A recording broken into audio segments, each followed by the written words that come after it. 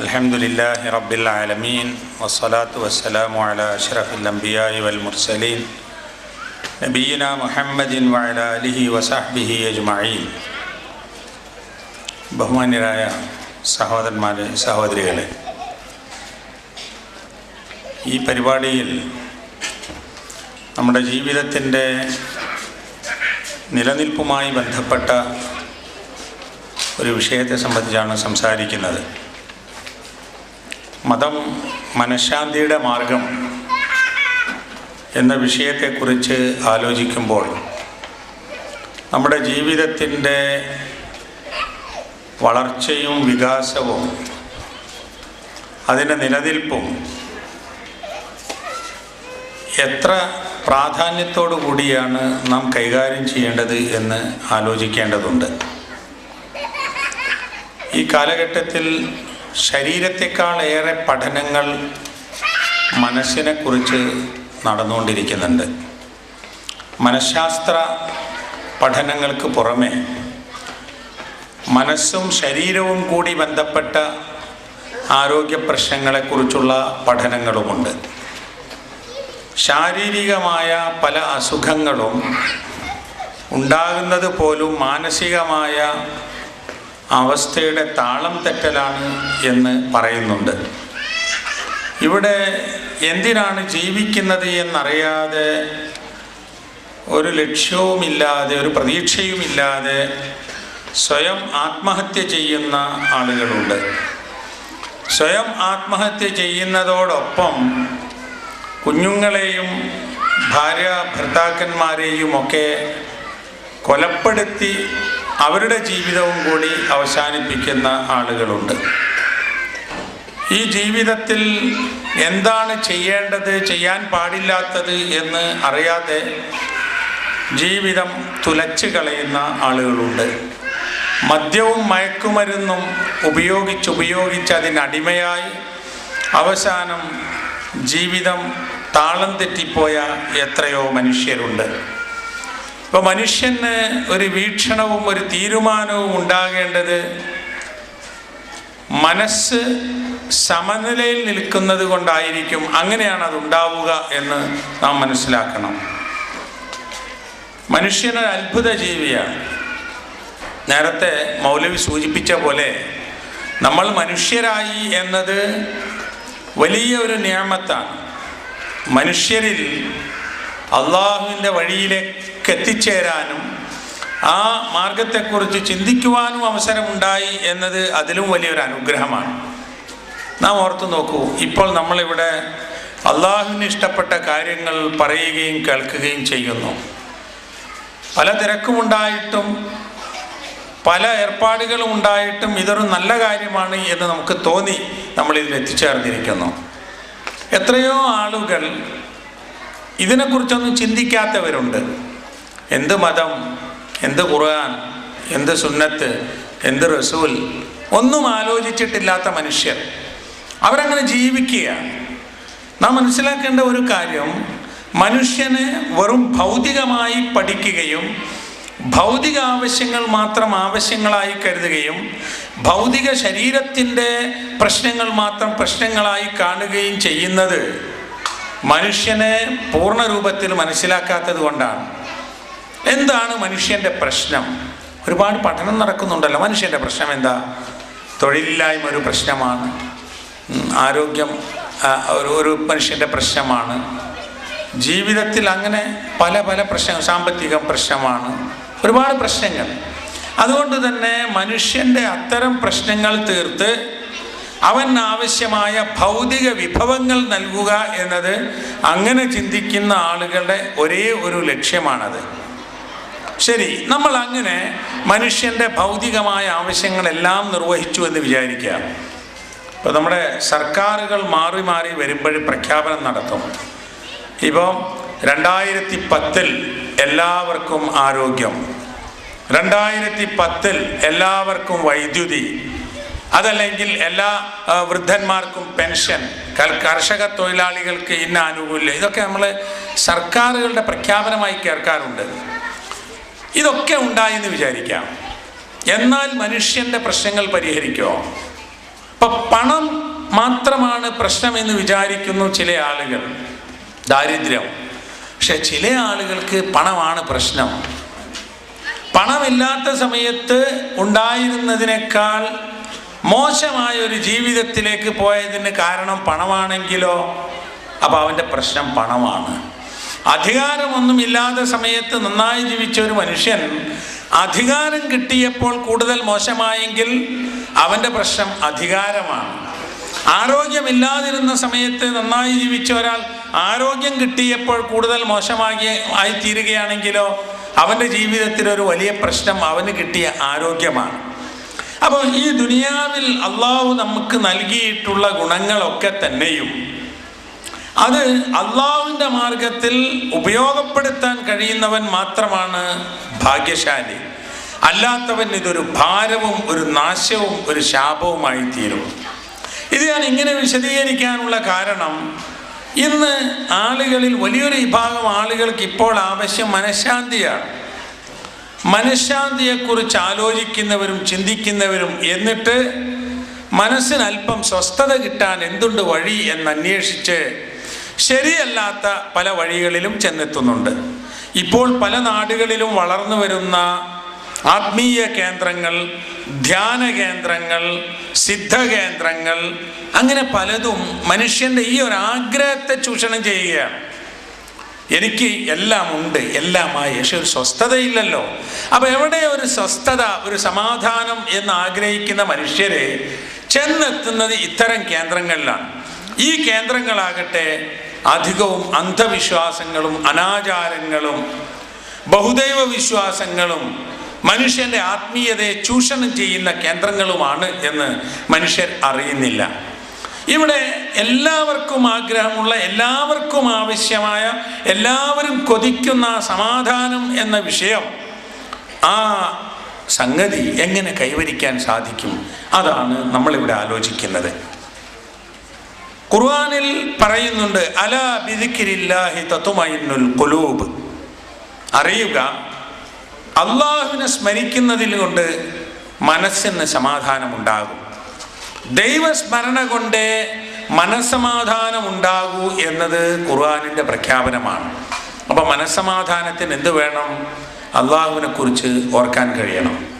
അള്ളാഹുവിനെ കുറിച്ച് ഓർക്കുക എന്നത് ജീവിതവും മനുഷ്യൻ്റെ വിശ്വാസവും മനുഷ്യൻ്റെ പ്രവർത്തനങ്ങളും ഒക്കെ തന്നെ അള്ളാഹുവിന് ഇഷ്ടപ്പെട്ട വിധത്തിലാക്കി തീർക്കാനാണ്. മദ്യപിക്കുമ്പോൾ ബിസ്മി ചൊല്ലിയാൽ അത് അലാ ബിദിക്രില്ലാഹി തത്മഇന്നുൽ ഖുലൂബ് ആവില്ല.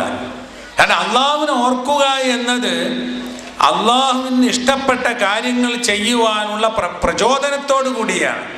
ഇപ്പോൾ ഒരു കാര്യം ചെയ്യുന്ന സമയത്ത് ഇത് അള്ളാഹുവിന് ഇഷ്ടപ്പെടുമോ ഇല്ലേ, ഞാനിത് പറയുന്നത് അള്ളാഹുവിന് തൃപ്തിപ്പെട്ടതാണോ അല്ലേ, ഞാനിപ്പോൾ ആലോചിക്കുന്ന വിഷയം അള്ളാഹു സ്വീകരിക്കുന്നതാണോ അല്ലേ, അതാണ് മനസ്സമാധാനമുണ്ടാകാൻ അള്ളാഹുവിനെ സ്മരിക്കണം എന്ന് പറയുന്നത്.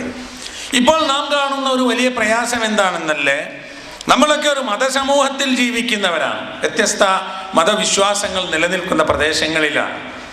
ഇവിടെയൊക്കെ തന്നെയും മതവും ദൈവവും പരിചയപ്പെട്ടതാണ്. മതത്തെക്കുറിച്ചും ദൈവത്തെക്കുറിച്ചും എന്നും കേട്ടുകൊണ്ടിരിക്കുകയാണ്. അതുകൊണ്ട് ആർക്കൊരു പുതുമയൊന്നുമില്ല. പടച്ചവെന്ന് പറഞ്ഞ് പേടിപ്പിക്കൊന്നും വേണ്ട എന്ന് പറയാം ആളുകൾ. കാരണം അതിങ്ങനെ എത്ര കാലമായി കേൾക്കുന്നു. എന്നിട്ടിപ്പോൾ അവിടെ എന്താ പ്രശ്നം? അപ്പോൾ മനുഷ്യൻ്റെ മനസ്സിൽ ദൈവസ്മരണ മാറ്റം വരുത്തുകയും സമാധാനം നൽകുകയും ചെയ്യുക എന്നത് അനുഭവത്തിൽ ലഭിക്കാതെ പോയതാണ് പ്രശ്നം. എത്ര കാലമായി നിസ്കരിക്കുന്നു, എന്നിട്ട് എനിക്കൊരു സ്വസ്ഥത കിട്ടുന്നില്ലല്ലോ എന്നൊരു മനുഷ്യൻ പറയുന്നുവെങ്കിൽ ആ മനുഷ്യൻ്റെ നമസ്കാരത്തിൻ്റെ മജ്ജയും അതിലേറ്റവും പ്രധാനപ്പെട്ട ഘടകവുമായ ആ മനസ്സാന്നിധ്യം അതിലൂടെ അവൻ ലഭിച്ചില്ല എന്നതാണ്. അപ്പൊ ഇവിടെയാണ് അള്ളാഹുവിനെ സ്മരിക്കുന്നത് കൊണ്ട് മനസ്സമാധാനം ഉണ്ടാവൂ എന്ന ആ ഒരു കാര്യത്തിൽ നമ്മൾ ഒന്നുകൂടി ആലോചിക്കുകയും അതിനുള്ള വഴി കണ്ടെത്തുകയും ചെയ്യേണ്ടത്. മനുഷ്യന്റെ ജീവിതത്തിൽ ഓരോ സന്ദർഭത്തിലും ഇത് മറന്നു പോകാതിരിക്കാനാണ് ദിക്റുകളും ദുആകളും ഉള്ളത്. ആ ദിക്റുകളും ദുആകളും മനുഷ്യൻ സ്ഥിരമായി ചെയ്യുമ്പോഴേ, അറിഞ്ഞാണ് ചെയ്യുന്നതെങ്കിൽ ആ സന്ദർഭത്തിൽ മനുഷ്യൻ്റെ മനസ്സിൽ അത് കോളിളക്കമുണ്ടാക്കും. ഇപ്പോൾ ഉറങ്ങാൻ നേരത്ത് മനുഷ്യൻ പറയുന്നത് ബിസ്മിക്കല്ലാഹുമ്മ അമൂതു വഅഹ്യ, അള്ളാഹുവേ നിന്റെ നാമത്തിലാണ് ഞാൻ മരിക്കുന്നതും ജീവിക്കുന്നതും. ബിസ്മിക റബ്ബി വളഅ്തു ജംബി വബിക അർഫഅഹു. അള്ളാഹുവേ നിന്റെ നാമത്തിൽ ഞാൻ എൻ്റെ പാർശ്വത്തെ ഇവിടെ വെച്ചു. നിന്നെക്കൊണ്ട് തന്നെയാണ് ഞാൻ ഇതിനെ വീണ്ടും ഉയർത്തുക. ഞാൻ ഈ ഉറക്കത്തിൽ മരിച്ചുപോയാൽ പടച്ചവനെ നീ എൻ്റെ ആത്മാവിനോട് നീ കരുണ ചെയ്യണമേ. അതല്ല ഞാൻ ഇനിയും ജീവിക്കാനാണ് നീ വിധിക്കുന്നതെങ്കിൽ അള്ളാഹുവേ നല്ല മനുഷ്യരുടെ കൂട്ടത്തിൽ ജീവിക്കാൻ എനിക്ക് അവസരം നൽകണമേ. ഇത് പറഞ്ഞ് കിടന്നുറങ്ങുന്ന ഒരു മനുഷ്യൻ അള്ളാഹുവിനെ കുറിച്ച് ഓർത്തുകൊണ്ടാണ് പറയുന്നത്. മനസമാധാനത്തിന് ഇനി എന്ത് വേണം? ഈ അറബിയിൽ പറയുന്ന ഈ പ്രാർത്ഥന ഒരുപക്ഷെ നമുക്ക് ഈ ഭാഷാപരമായ പ്രയാസങ്ങളുള്ളത് കൊണ്ട് മനസ്സിലേക്ക് വരാത്തത് കൊണ്ടാണ്. നിങ്ങൾ ഉറങ്ങാൻ നേരത്തൊന്ന് മലയാളത്തിൽ പറഞ്ഞു നോക്കൂ, പടച്ചവനെ ഞാൻ ഈ രാത്രി മരിച്ചു പോയാൽ നീ എന്നോട് മാപ്പാക്കണമേന്ന്. അത് കേൾക്കുന്നവർക്ക് പേടി തോന്നും. ഭാര്യ ചോദിക്കും, വേണം എന്തിനാ ഇനി വേണ്ടാത്ത വർത്താനൊക്കെ ഉറങ്ങാൻ നേരത്ത് പറയുന്നത്? അതന്നെ നമ്മളിപ്പോൾ പറയുന്നതെന്നും, പടച്ചവനെ ഈ നംസക്ത നഫ്സി ഫർഹംഹ, നീ എൻ്റെ ആത്മാവിനെ പിടികൂടുകയാണെങ്കിൽ നീ എന്നോട് കാരുണ്യം കാണിക്കണമേ. മരണപ്പെട്ടാൽ പടച്ചവനെ പുറത്തു തരണേ, കുറ്റം മാപ്പാക്കണേ എന്നാണ് നമ്മൾ പറയുന്നത്. പക്ഷെ അത് നമ്മളൊന്ന് മലയാളത്തിൽ പറയുമ്പോൾ ഭാര്യ ആണെങ്കിലും ഭർത്താവാണെങ്കിലും മക്കളാണെങ്കിലും ജ്യേഷ്ഠനോ അനുജനാണെങ്കിലും ഒക്കെ തന്നെ ബേജാറാകാണ്. ഇയാൾ എന്തിനാ ഈ സമയത്ത് ഇങ്ങനെ പറയുന്നത്, അങ്ങനെ പറയണമെന്ന്. അങ്ങനെ തന്നെ നമ്മൾ പറയുന്നത്. അപ്പൊ പടച്ചവനെ എൻ്റെ ജീവിത ഉറക്കത്തിൽ മരിച്ചുപോയ ആളുകളുണ്ട്, പിന്നെ ഉണർന്നിട്ടില്ലാത്തവരുണ്ട്. ഒരു തരം മരണവുമാണ് ഈ ഉറക്കം എന്ന് പറയുന്നത്. അപ്പൊ ഞാൻ മരിച്ചുപോയാൽ പടച്ചവനെ നീ എന്നോട് തൃപ്തിപ്പെടണം, എനിക്ക് സ്വർഗം കിട്ടണം, തെറ്റുകുറ്റങ്ങളെല്ലാം മാപ്പാക്കണം എന്നതാണ് മനുഷ്യൻ ഉറങ്ങാൻ നേരത്ത് പറയുന്നത്. അങ്ങനെ നമ്മൾ ഉറങ്ങി ഒരു രാത്രി കഴിഞ്ഞ്, ആ രാത്രി ഒരുപാട് പ്രവർത്തനം നടക്കുന്നുണ്ട്. രാത്രി വരെ ഇപ്പോൾ ഇവിടെയൊക്കെ ജോലി ചെയ്യുന്ന ചില ആളുകൾ 12 മണിക്കൂർ 14 മണിക്കൂറൊക്കെ ജോലി ചെയ്തിട്ട്, അങ്ങനെ തുടർച്ചയാണ് ജോലിയെങ്കിൽ 4 ദിവസം ജോലി ചെയ്യാൻ കഴിയുമോ? 2 ദിവസം ജോലി ചെയ്യാൻ കഴിയുമോ? ഇല്ലല്ലോ. നമ്മുടെ ശരീരവും നമ്മുടെ മനസ്സും നമ്മുടെ ശരീരത്തിലെ ഓരോ അവയവങ്ങളും ഒക്കെ ക്ഷീണിച്ച് ദുർബലമായി തകർന്നു പോകും. പക്ഷെ നമ്മളൊന്ന് ഉറങ്ങി എഴുന്നേൽക്കുമ്പോഴേക്കും നമ്മളൊരു പുതിയ ആരോഗ്യം ഉണ്ടാകുകയാണ്, പുതിയൊരു ജീവൻ ഉണ്ടാകുകയാണ്, നഷ്ടപ്പെട്ട സെല്ലുകളൊക്കെ വീണ്ടും ഉണ്ടാകുകയാണ്, ശരീരത്തിന് റിപ്പയറിങ് നടക്കുകയാണ്. അങ്ങനെ ഒരു പുതിയ ജീവിതം തുടങ്ങുമ്പോഴേ അൽഹംദുലില്ലാഹില്ലദീ അഹ്യാനി ബഅദമാ അമാതനി വഇലൈഹി നുശൂർ, എന്നെ വീണ്ടും ജീവിപ്പിച്ച അല്ലാഹുവേ നിനക്കാണ് സർവസ്തുതിയും. ഞാൻ മരിച്ച ശേഷം എന്നെ വീണ്ടും എഴുന്നേൽപ്പിച്ച അല്ലാഹുവേ നിനക്കാണ് സർവസ്തുതിയും. നിന്നിലേക്കാണ് ഒരുമിച്ച് കൂട്ടപ്പെടുക. അപ്പൊ നമ്മളിങ്ങനെ എഴുന്നേറ്റ് വരുമ്പോഴും നമ്മളെ മനസ്സിൽ വരുന്ന പടച്ചവനെ നീ ഒരു ജീവിതം നൽകിയല്ലോ, ആ ഒരു ജീവിതം നൽകി അല്ലാഹുവേ നിനക്കാണ് ഞാൻ സ്തുതി അർപ്പിക്കുന്നത്. ഈ ഒരു വികാരത്തിലാണ് നമ്മൾ രാവിലെ എഴുന്നേറ്റ് നമ്മുടെ പ്രാഥമിക കാര്യങ്ങളൊക്കെ കഴിഞ്ഞ് ആദ്യം ചെയ്യുന്ന പ്രവർത്തനം പ്രാർത്ഥനയാണല്ലോ, സുബഹി നിസ്കരിക്കുകയാണ്. അപ്പൊ ഈ പ്രാർത്ഥന ചെയ്യുന്ന മനുഷ്യന്റെ മനസ്സും അവൻ വിശ്വസിച്ചിട്ടുള്ള അള്ളാഹും തമ്മിലുള്ള ബന്ധമാണ് അവന് സ്വസ്ഥത നൽകുന്നത്. നിങ്ങൾ പറഞ്ഞു നോക്കൂ, അല്ലാഹുവേ ഞാനിതാ ഇന്ന് നേരം വെളുത്തെൻ്റെ ജീവിതം തുടങ്ങിയാണ്, ജോലിക്ക് പോവുകയാണ്. ഇന്ന് ഞാൻ പറയുന്നതും ഞാൻ ചെയ്യുന്നതും ഞാൻ ആഗ്രഹിക്കുന്നതും ഒക്കെ അല്ലാഹുവേ നിനക്ക് തൃപ്തിപ്പെട്ടതാകണമേ. അത് തന്നെയാണല്ലോ ഈ പറഞ്ഞതിൻ്റെ ആശയം. പക്ഷേ നമ്മളെ സംബന്ധിച്ചിടത്തോളം അങ്ങനെ മനസ്സ് പ്രാർത്ഥനയിൽ, ദിക്റിൽ, ദുആയിൽ അല്ലാഹുമായി ബന്ധിപ്പിക്കുന്നതിന് ഒരു മനസ്സാന്നിധ്യം നമ്മൾ കണ്ടെത്താത്തതും സമയം ഉണ്ടാക്കാത്തതുമാണ് നമ്മുടെ പ്രശ്നം. എപ്പോഴും മനസ്സിന് സമാധാനം കിട്ടണമെങ്കിൽ ആ സമാധാനം ലഭിക്കുന്ന ഒരു കേന്ദ്രത്തെക്കുറിച്ചുള്ള പ്രതീക്ഷയുണ്ടാവണം. ആ പ്രതീക്ഷ ഇല്ലെങ്കിൽ മനുഷ്യൻ അസ്വസ്ഥനാകും. ഇപ്പം നമുക്ക് കാണാവുന്നൊരു അനുഭവമുണ്ട്. ഇപ്പോൾ രാത്രി കിടക്കാൻ നേരത്ത് ആണുങ്ങൾ വീട്ടിലില്ലാന്ന് വിചാരിക്കാം, സ്ത്രീകൾ വാതിലൊക്കെ കുറ്റിയിട്ട് ഗേറ്റൊക്കെ പൂട്ടി ടോർച്ചൊക്കെ അടിച്ച് നോക്കി വളരെ ഒക്കെ നോക്കിയിട്ട് കിടന്നുറങ്ങും. ആണുങ്ങൾ വീട്ടിലുണ്ടെങ്കിൽ ഇവരെ സംബന്ധിച്ചിടത്തോളം ഇതൊന്നും ഒരു പ്രശ്നമല്ല. എന്താണെന്നറിയോ, ഇവിടെ നോക്കാൻ ഒരാളുണ്ട്, പേടിക്കാനില്ല എന്ന്. അന്ന് വാതിൽ തുറന്നിട്ടാലും അവർക്ക് ഉറക്കം വരും. അതിൻ്റെ കാരണം എന്താ? ഇതൊക്കെ ശ്രദ്ധിക്കാനും നോക്കാനും ഇവിടെ ഒരാളുണ്ട് എന്ന ഒരു കാര്യമാണ്. ഈ ലോകത്തെ മുഴുവനും നിയന്ത്രിക്കുന്ന അല്ലാഹു, നമ്മുടെ നമുക്ക് ജീവൻ നൽകിയ അല്ലാഹു, നമ്മുടെ ഭാവി അറിയുന്ന അല്ലാഹു, ആ അല്ലാഹുവിൽ വിശ്വസിച്ചുകൊണ്ടാണ് ഞാൻ ജീവിക്കുന്നതും ഞാൻ മരിക്കുന്നതും ഞാൻ പ്രവർത്തിക്കുന്നതും നമുക്കൊരു ബോധമുണ്ടെങ്കിൽ പിന്നെ എന്തിന് അസ്വസ്ഥനാകണം, എന്തിനു ബേജാറാവണം? ബേജാറായിട്ട് എന്ത് കാര്യം? നമുക്കൊരു ആപത്ത് വരുന്ന സമയത്ത് ഇന്നാ ലില്ലാഹി വ ഇന്നാ ഇലൈഹി റാജിഊൻ, ഇന്നാ ലില്ലാഹി വ ഇന്നാ ഇലൈഹി റാജിഊൻ, നമ്മൾ അല്ലാഹുവിനാണ്, നമ്മൾ അല്ലാഹുവിലേക്ക് മടക്കപ്പെടുന്നവരുമാണ്. അല്ലാഹു നൽകിയത് അല്ലാഹു തിരിച്ചെടുക്കും. ആപത്തുണ്ടാകുന്നു, ആളുകൾ മരിക്കുന്നു, കുഞ്ഞുങ്ങൾ മരിക്കുന്നു, മാതാപിതാക്കൾ മരിക്കുന്നു, അനുജന്മാർ മരിക്കുന്നു, ജ്യേഷ്ഠന്മാർ മരിക്കുന്നു, ഭാര്യ ഭർത്താക്കന്മാർ മരിക്കുന്നു. ഈ മരണം, പ്രയാസം, കഷ്ടപ്പാട് നമ്മൾ സഹിക്കുന്നത് എങ്ങനെയാ? ജീവിതത്തിൽ അവസാനം വരെയും സമ്പാദിച്ചുണ്ടാക്കിയ സ്വത്തുക്കൾ ഒന്നിച്ച് തകർന്നു പോകുന്നു, നഷ്ടങ്ങൾ ഉണ്ടാകുന്നു. അങ്ങനെയൊക്കെ സംഭവിച്ചാലും മനുഷ്യനിവിടെ ജീവിക്കുന്നത് അവന് ഇക്കാണുന്ന നഷ്ടങ്ങളൊക്കെ ആ നേട്ടങ്ങൾ നൽകി അള്ളാഹു തിരിച്ചെടുത്തതാണെന്നും നമ്മുടെ ജീവിതത്തിൽ നാം അള്ളാഹുവിന് സമർപ്പിക്കുക നിവൃത്തിയുള്ളൂ എന്നും ഒരു വിശ്വാസം ഉണ്ടാകുമ്പോൾ ആളുകൾക്ക് മുന്നോട്ട് പോകാൻ സാധിക്കും. അങ്ങനെയില്ലെങ്കിൽ എന്തിനാണ് ജീവിക്കുന്നത് എന്നറിയാത്ത അവസ്ഥ വരും. ഇപ്പം നോക്കൂ, നമ്മുടെ നാട്ടിലൊക്കെ ഉണ്ടാകുന്ന പ്രശ്നങ്ങൾ മുമ്പ് വേറെ എവിടെയോ ഉണ്ടായിരുന്നു എന്നറിഞ്ഞ പ്രശ്നങ്ങൾ. ആത്മഹത്യ കൂടിയല്ലോ, കൊലപാതകങ്ങൾ ഉണ്ടായിരുന്നു, സ്വന്തം കുഞ്ഞുങ്ങൾക്ക് വിഷം കൊടുത്തിട്ട് ആ കുഞ്ഞുങ്ങളെ കൊന്നിട്ട് മാതാപിതാക്കൾ മരിക്കാൻ അവർക്ക് തോന്നുന്നല്ലോ. ഇതിന് കാരണം എന്താ? ഈ ജീവിതം എന്ത്, എങ്ങനെ, എവിടേക്ക് എന്നൊരു ബോധമില്ലാത്തത് കൊണ്ടാണ്. അപ്പൊ നമുക്കൊരു വിശ്വാസം, ആ വിശ്വാസത്തിന്റെ അടിസ്ഥാനം എന്താ? അത് ഈമാനും തഖ്വയും തവക്കുലുമാണ്. ഈമാനും തഖ്വയും തവക്കുലും മാത്രമാണ് മനുഷ്യനെ സ്വസ്ഥതയിൽ നിർത്തുകയുള്ളൂ. അല്ലാത്തവന്റെ മനസ്സിൽ പ്രയാസമുണ്ടാകും, ചാഞ്ചല്യമുണ്ടാകും. നോക്കൂ, നമ്മളിവിടെ വന്ന സമയത്ത് നമ്മളാരും സ്വത്തുമായി വന്നവരല്ല, നമ്മളാരും കുഞ്ഞുങ്ങളെയും കൊണ്ട് വന്നതല്ല, നമ്മളാരും ഭാര്യയോ ഭർത്താവിനെയും കൊണ്ട് വന്ന. നമ്മളിവിടെ ജനിച്ചു. നമ്മൾ ജനിച്ചിട്ട് ഈ അവസ്ഥയിൽ എത്തിയത് തന്നെയും മുഴുവനും നമ്മുടെ പ്രവർത്തനം കൊണ്ടല്ല. അപ്പം ഞാൻ ഏത് കുടുംബത്തിൽ ജനിക്കണമെന്ന് ആഗ്രഹിച്ച് ജനിച്ചതല്ല, നമ്മളാരും ഏത് രാജ്യത്ത് ജനിക്കണമെന്ന് തീരുമാനിച്ച് ജനിച്ചവരല്ല, നമ്മുടെ രൂപവും വലിപ്പവും നിറവും മറ്റു കാര്യങ്ങളൊന്നും നമ്മൾ തീരുമാനിച്ചതല്ല. നമ്മളങ്ങനെ ജനിച്ചു, അള്ളാഹുവിൻ്റെ തീരുമാനപ്രകാരം ജനിച്ചു. നമ്മൾ വളർന്നുകൊണ്ടേയിരിക്കുന്നു. ഈ വളർച്ചയിൽ നമ്മുടെ ബുദ്ധി ഉപയോഗിക്കുവാനും അധ്വാനിക്കുവാനും അള്ളാഹു നമ്മോട് ആവശ്യപ്പെട്ടത് കൊണ്ട് നമ്മളത് ചെയ്യുന്നു. എന്നാലും അതിൻ്റെ ഒരു തൗഫീക്ക് നമ്മുടെ മാത്രം അധ്വാനം കൊണ്ടും നമ്മുടെ മാത്രം കൗശലം കൊണ്ടും ഉണ്ടായതല്ല. ഇപ്പം നിങ്ങളെല്ലാവരും ഇവിടെയാണുള്ളത്. നിങ്ങളിവിടെ എത്തിച്ചേർന്നത് മുഴുവനും നിങ്ങൾ ആഗ്രഹിച്ചത് കൊണ്ടാണോ? അല്ലല്ലോ. നമ്മളിപ്പോൾ ചെയ്യുന്ന എല്ലാ ജോലിയും നമ്മുടെ മാത്രം കൗശലം കൊണ്ട് കിട്ടിയതല്ലല്ലോ. നമ്മൾ ആഗ്രഹിച്ച പല കാര്യങ്ങളും അള്ളാഹു നമ്മിൽ നിന്ന് മാറ്റി തന്നിട്ടുള്ളത് ഹൈറായിട്ടുണ്ടാകുമല്ലോ. ഇന്ന ബിസിനസ് തുടങ്ങണമെന്ന് വിചാരിച്ച് ലാസ്റ്റ് നിമിഷത്തിൽ അത് നഷ്ടപ്പെട്ടു പോയിട്ടുണ്ട്. ആ നഷ്ടപ്പെട്ടതുകൊണ്ട് രക്ഷപ്പെട്ട ആളുകളുണ്ട്. ചില കല്യാണ ബന്ധങ്ങൾ നമ്മൾ വളരെ ആഗ്രഹിച്ചു, പക്ഷേ അവസാനം അതില്ലാതെ പോയി. അതില്ലാതെ പോയത് കൊണ്ട് ഹൈറ് വന്ന ആളുകളുണ്ട്. വിചാരിക്കാത്ത ബന്ധങ്ങളിലൂടെ നന്മകൾ ഉണ്ടായിത്തീർന്ന ഉണ്ടല്ലോ. ഇപ്പൊ നാട്ടിൽ പോകാൻ ആഗ്രഹിച്ചിട്ട് പോകാൻ കഴിയാത്തതിൻ്റെ ഫലമായി ഗുണമുണ്ടായ ആളുകളുണ്ട്. ഇതൊക്കെ ഞാൻ പറയാനുള്ള കാരണം എന്താണെന്നറിയോ? നമ്മുടെ ജീവിതത്തിൻ്റെ പൂർണ്ണമായ വിജയപരാജയങ്ങൾ നമ്മുടെ കയ്യിലല്ല ഉള്ളത് എന്ന് നമ്മൾ വിശ്വസിച്ചേ മതിയാകും. അതുകൊണ്ട് തന്നെ അള്ളാഹുവിൽ വിശ്വസിച്ചുകൊണ്ട് സമാധാനത്തോടുകൂടി നിൽക്കാൻ നമുക്ക് സാധിക്കും. 100% ആഗ്രഹിച്ച കാര്യങ്ങൾ ആർക്കും ലഭിക്കുകയില്ല എന്നതൊരു സത്യമാണ്. അതൊരു സത്യമാണ് എന്നറിയാവുന്ന ആളുകൾ പിന്നെ ആഗ്രഹങ്ങൾ പൂർത്തീകരിക്കാതിരിക്കുമ്പോൾ അസ്വസ്ഥരാകുന്നത് എന്തിനാ? ഉറപ്പല്ലേ 100% ആഗ്രഹിക്കുന്ന കാര്യം ആർക്കും പൂർത്തിയാവില്ല, എന്തെങ്കിലും പിന്നെയും ബാക്കിയുണ്ടാവും. ആ പിന്നെയും ബാക്കിയുള്ള കാര്യങ്ങൾ ഉണ്ടാകുന്നത് മനുഷ്യൻ്റെ ആഗ്രഹങ്ങൾ മുഴുവൻ പൂർത്തിയാവില്ല എന്നുള്ളതുകൊണ്ടാണ്.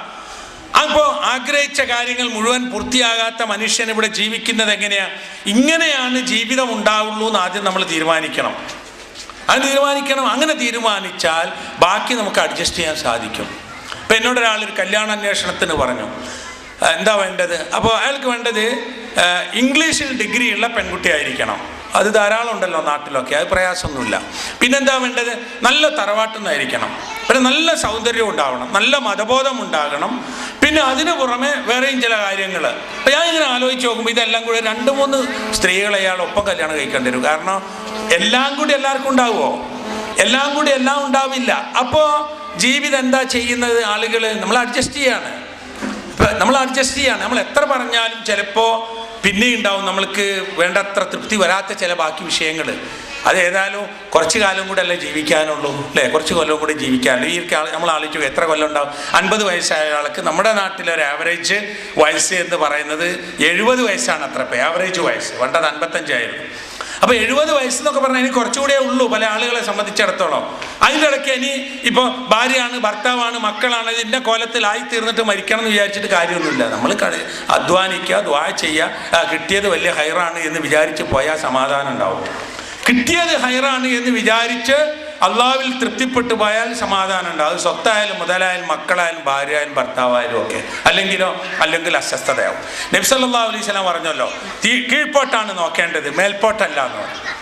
ഉൻളുറു ഇലാ മൻ ഹുവ അസ്ഫല മിൻകും, നിങ്ങൾ താഴെയുള്ളവനെ നോക്കുക. നിങ്ങൾ വലാ തൻദുറു ഇലാ മൻ ഹുവ ഫൗഖക്കും, നിങ്ങളുടെ മേലെയുള്ളവനെ നോക്കണ്ട. എന്താണ് മേൽപോട്ടല്ല നോക്കേണ്ടത്, കീഴ്പോട്ടാണ് നോക്കേണ്ടതെന്ന് പറഞ്ഞാൽ അങ്ങനെ ആയാലേ മനസ്സിന് സമാധാനം വരുള്ളൂ, സ്വസ്ഥത ഉണ്ടാവുള്ളൂ. ഇപ്പോൾ നമ്മളിങ്ങനെ ആലോചിച്ച് നോക്കുക.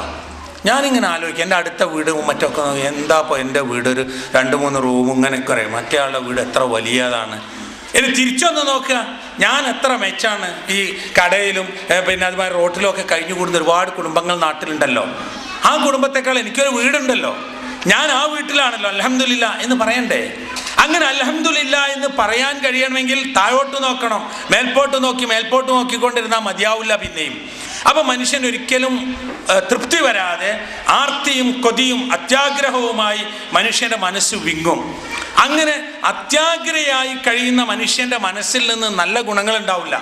അയാൾക്കൊരാളോട് പുഞ്ചിരിക്കാൻ തോന്നൂല, അയാൾക്കൊരാൾക്ക് 10 പൈസ കൊടുക്കാൻ തോന്നൂല, അയാൾക്ക് അയാളുടെ കുടുംബത്തിൽ സമാധാനം ഉണ്ടാവില്ല, അയാളുടെ മക്കളോടും ഭാര്യയോടും ഒന്നും നല്ല അയാൾക്ക് പെരുമാറൂല. എന്താ? അവൻ അത്യാഗ്രഹ. അവൻ്റെ മനസ്സ് എപ്പോഴും ആലോചിക്കുന്നതും ചിന്തിക്കുന്നതും മേൽപോട്ട് എങ്ങനെ ഉയർന്നു പോകാം എന്നതാണ്. ഈ പറഞ്ഞതിൻ്റെ അർത്ഥം നമ്മളാരും തന്നെ നമ്മുടെ ജീവിതത്തെ മെച്ചപ്പെടുത്തണ്ട എന്നോ ജീവിതത്തിൽ ഭൗതികമായ വിഭവങ്ങൾ ഉണ്ടാക്കണ്ട എന്നുമല്ല. ഉള്ളതിൻ്റെ ലെവൽ അറിയാതെ, എവിടെയാണ് നമ്മുടെ ലക്ഷ്യം എന്ന് തീരുമാനിക്കാതെ നമ്മൾ അങ്ങനെ ജീവിച്ചു പോയിട്ട് കാര്യമില്ല എന്നുള്ളതാണ്. എത്ര വേണം ഒരാൾക്ക്, അതുകൊണ്ടൊരു പ്രശ്നം. ഒരു ലെവലിലെത്തിയാൽ പിന്നെ എന്ത് ചെയ്യും? ഇപ്പോൾ നമ്മളൊക്കെ പണം ആഗ്രഹിക്കുന്നവരാണ്, നമുക്ക് പണം ആവശ്യമുണ്ട്. പക്ഷെ നമ്മൾ ആലോചിച്ച് ഒരു ലെവലിലപ്പുറം പണം നമുക്ക് സൂക്ഷിക്കാൻ കഴിയില്ല, അത് ബാങ്കിലിടാൻ കഴിയില്ല, അത് വീട്ടിൽ വെക്കാൻ കഴിയില്ല, ഒന്നും ചെയ്യാൻ കഴിയില്ല. പിന്നെ എന്താകും? പിന്നെ അതിൻ്റെ മുകളിൽ അങ്ങനെ പോവുകയാണ് ചെയ്യാൻ. പണ്ടൊരു നോവലിൽ, ഒരു കഥയിൽ പറയുന്നുണ്ട്, മമ്മദ് പണക്കാരനായ കഥ, പഴയ ഒരു കഥയാണ്. ആ കഥയെ പറയുന്നത് എന്താണെന്നറിയോ? അത് ഒരു വലിയ മുതലാളി ദിവസവും പണം എണ്ണും. ആ വീട്ടിലെ പണിക്കാരനാണ് മമ്മദ്. ഈ പണം എണ്ണുമ്പോൾ ഇയാൾ പെട്ടി കൊണ്ടുവരും, പെട്ടി തുറക്കും, നോട്ടിങ്ങനെ എണ്ണി കുറേ എണ്ണിയിട്ട് ആ പെട്ടി തന്നെ വെക്കും, കൊണ്ടുവെക്കാൻ പറയും. അപ്പോൾ ഒരു ദിവസം ഈ വേലക്കാരൻ പറഞ്ഞു, മുതലാളി ഒരു ദിവസം ഞാനും ഇതൊന്ന് എണ്ണിയൊക്കെട്ടേതാണ്. അപ്പം ഓൻ എണ്ണാനല്ലേ, ഇയാൾ പറഞ്ഞ ഒരു ചെയ്യ എണ്ണിക്കോ. എന്നിട്ട് ഓൻ വിളിച്ചു പറഞ്ഞു മമ്മദ് പണക്കാരനായത്. എന്താ അതിനർത്ഥം? ആശയം എന്താണെന്നറിയോ? ഇയാൾക്ക് ആ പണം കൊണ്ട് ആകെയുള്ള ഉപകാരം എന്താ? ഇത് വൈകുന്നേരം എണ്ണി നോക്കി, ഇത് ഞാനും എണ്ണിയില്ലേ, അപ്പം ഞാനും അയാളും തുല്യമാണല്ലോ, ഇത് അയാൾ എടുക്കുന്നില്ല, ഉപയോഗിക്കുന്നില്ല, ഒരു സംഗതിയും ചെയ്യില്ല. അങ്ങനെ കുറേ ആളുകളുണ്ട്, അവരും ഉപയോഗിക്കില്ല, അവരെ മക്കളും ഉപയോഗിക്കില്ല, ആർക്കും. ഇതിങ്ങനെ ഒരു ആനന്ദമാണ്. ആ ആനന്ദം ചിലർക്ക് പണമായിരിക്കാം, ചിലർക്ക് അധികാരമായിരിക്കാം, ചിലർക്ക് സ്ഥാനമാനങ്ങളായിരിക്കാം, ചിലർക്ക് സുഖം അനുഭവിക്കലായിരിക്കാം, അങ്ങനെ പലതും ഉണ്ടാകും. അപ്പം എന്ത് വരും എന്നറിയോ? ജീവിതം താളം തെറ്റും, ജീവിതത്തിൻ്റെ ലക്ഷ്യം മാറും. ആ ലക്ഷ്യം മാറുമ്പോൾ മനുഷ്യന് അന്ധത ബാധിക്കും, മനസ്സിന്. അപ്പം മനസ്സിൻ്റെ അന്ധതയാണ് യഥാർത്ഥ അന്ധത എന്ന് ഖുർആനിലൊരു വാക്കുണ്ട്, ഇന്നഹ ലാ തഅമൽ അബ്സാർ വലാകിൻ തഅമൽ ഖുലൂബുൽ ലത്തീ ഫിസ് സുദൂർ. കണ്ണുകൾക്കല്ല അന്ധത ബാധിക്കുക, മറിച്ച് മനുഷ്യൻ്റെ മനസ്സിനാണ് അന്ധത ബാധിക്കുക എന്നാണ്. മനസ്സിന് അന്ധത ബാധിച്ചു കഴിഞ്ഞാൽ പിന്നെ ആ മനുഷ്യന് ഒന്നും കാണാൻ സാധിക്കാത്ത അവസ്ഥ ഉണ്ടാകും. ഇതെൻ്റെ സുഹൃത്തല്ലേ, ഇങ്ങനെ ചെയ്യാമോ? അതയാൾ കാണൂല. ഇത് എൻ്റെ കുടുംബക്കാരനല്ലേ, ഇങ്ങനെ ചെയ്യാവോ? അതയാൾ കാണൂല. ഇത് എൻ്റെ അയൽവാസികളല്ലേ, ഇങ്ങനെ ചെയ്യാൻ പാടുണ്ടോ? അതയാൾ കാണൂല. ഇത് എൻ്റെ ഭാര്യ വീട്ടുകാരല്ലേ, അതയാൾ കാണൂല. ഇത് എൻ്റെ ഭർത്താവിൻ്റെ ബന്ധുക്കളെ, ഒന്നും കാണൂല. ആരെന്തായാലും ശരി, ഇയാളെ സംബന്ധിച്ചിടത്തോളം ഇയാളെ കാര്യങ്ങൾ മാത്രമായിരിക്കും എന്നതാണ്. അതാണ് മനസ്സ് കേടുവരുമ്പോഴുണ്ടാകുന്ന പ്രശ്നം. അള്ളാഹുവിൻ്റെ റസൂൽ സല്ലല്ലാഹു അലൈഹി വസല്ലമ സ്വർഗത്തിൽ കടക്കുന്ന ഒരാളെക്കുറിച്ച് പറഞ്ഞല്ലോ, ഒരു സംഭവമുണ്ട് ചരിത്രത്തിൽ, നിങ്ങൾ കേട്ടതായിരിക്കും. നബി സല്ലല്ലാഹു അലൈഹി വസല്ലമ പറഞ്ഞു, സദസ്സിലിരിക്കുന്ന നേരത്ത് ഇനി ഇങ്ങോട്ട് കടന്നു വരുന്ന വ്യക്തി സ്വർഗത്തിൽ പോകും. അപ്പോൾ അവർ നോക്കിയിരുന്നു, ഒരു വലിയ സംഗതിയല്ലേ, ഇനി വരുന്ന ആൾ സ്വർഗത്തിൽ പോകും. അള്ളാഹിൻ്റെ റസൂലാണ് പറയുന്നത് സല്ലല്ലാഹു അലൈഹി വസല്ലം. അങ്ങനെ നോക്കിയപ്പോൾ ഒരാൾ കടന്നു വന്നു. പിന്നെ കുറച്ച് ദിവസം കഴിഞ്ഞപ്പോൾ നബി സല്ലല്ലാഹു അലൈഹി വസല്ലം വീണ്ടും വന്ന് പറഞ്ഞു, ഇനി ഇങ്ങോട്ട് വരുന്ന ആൾ സ്വർഗത്തിൽ പോകുന്നവനാണ്. നോക്കുമ്പോഴേ കുറച്ച് കഴിഞ്ഞപ്പോൾ ഇതേ വ്യക്തി തന്നെ വന്നത്. 3-ാം തവണയും ഇങ്ങനെയുണ്ടായി. സഹാബിമാർക്ക് അത്ഭുതമായി, എന്താ അദ്ദേഹത്തിന് ഇത്ര വലിയൊരു സ്ഥാനം? അവർ നോക്കിയാൽ പ്രത്യേകിച്ചൊന്നുമില്ല, അവരൊക്കെ മാതിരിയുള്ള ഒരു ജീവിതം നയിക്കുന്ന ഒരു സഹാബിയാണ്. അവസാനം അവരെന്ത് ചെയ്തു എന്നറിയാം, ഇതൊന്ന് കണ്ടുപിടിക്കണമല്ലോ, ഇയാൾക്കുള്ള യോഗ്യത എന്താണ്. അദ്ദേഹത്തിൻ്റെ മകനെ ഏൽപ്പിച്ചു. ഇങ്ങനെ വാപ്പയെക്കുറിച്ച് നബി സല്ലല്ലാഹു അലൈഹി വസല്ലം ഇങ്ങനെ പറഞ്ഞപ്പോൾ വാപ്പയാണ് വന്നിട്ടുള്ളത്. അപ്പോൾ അദ്ദേഹത്തിനാണ് ഞങ്ങൾ ഒന്നും കാണുന്നില്ല പ്രത്യേകിച്ച്, അപ്പം അതുകൊണ്ട് എന്താണത് എന്ന്. അപ്പോൾ അദ്ദേഹം നോക്കി, അദ്ദേഹത്തിൻ്റെ മകൻ വീട്ടിൽ അദ്ദേഹം ജീവിതമൊക്കെ നോക്കിയപ്പോൾ അവർ പ്രത്യേകിച്ച് ഞാനൊന്നും കാണുന്നില്ല, നമ്മൾ എല്ലാ ആളുകളെ പോലെ അങ്ങനെ നന്നായി ജീവിച്ചു പോകും, ഇത്രയേ ഉള്ളൂ.